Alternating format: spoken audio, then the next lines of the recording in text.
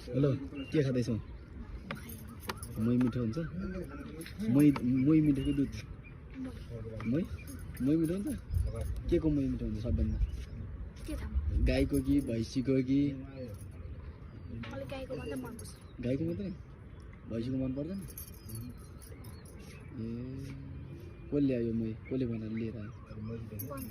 बनकाइलाले हुँदा हुँदा बनकाइलाको मै खान लागिसक्यो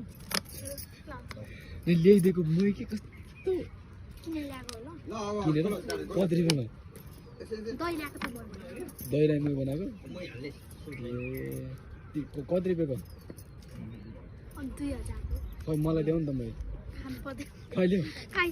खैल्याउ न एक्लै घिच्छ यहाँ खैल्याउ मलाई ल्याउ न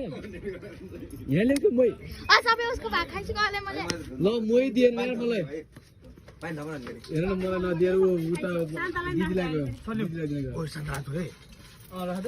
मैले खाएन कि मै